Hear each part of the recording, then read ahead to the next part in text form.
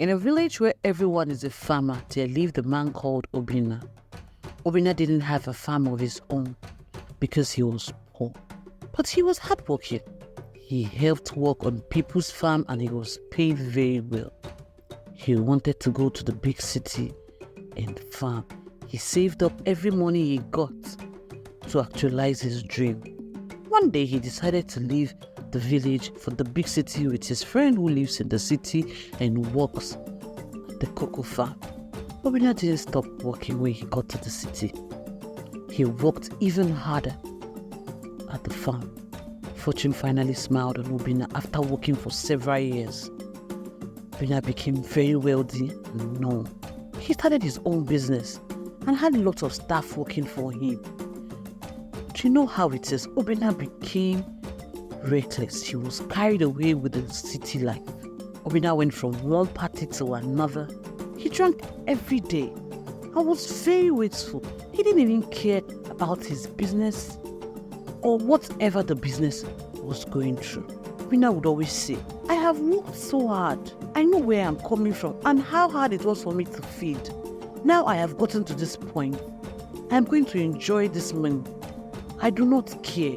Obinna's friend who took him to the city has been hearing how wasteful Obinna was. It bothered him.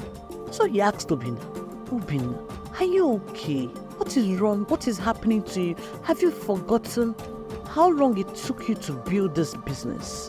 Have you forgotten everything you went through to build this business? Obinna said, my friend, I have suffered. I have suffered. Everybody knows what I went through to get to this point. Nobody should tell me what to do or how to live my life. The kind of money I have made, it's not ending anytime soon. His friend said, even if you made all the money in the world, if you make so much money and you don't reinvest, you're just going to lose everything you have worked. Obinna laughed and said, that is never going to happen. I have so much money. It will never happen and it can never happen. Please leave me alone. His friend said, no problem. I'm going to my house. I only thought I could talk to you about it. As your recklessness is becoming too much, but it's your money. Who am I to tell you what to do with your money? Obinna said, go face your life and leave me alone. But time flew faster than Obinna could expect. Soon Obinna went from one problem to another. Things started to go bad. Well, he was only eating the money he was making. He was not reinvesting and he had no savings. Everything he has worked for was crumbling. He couldn't even pay salaries. He couldn't pay his own rent. He had debts. People were dragging him to pay their money every day. Staffs called him names because he had so much unpaid salaries. Everything was going south. Even Obinna didn't understand what was happening to him.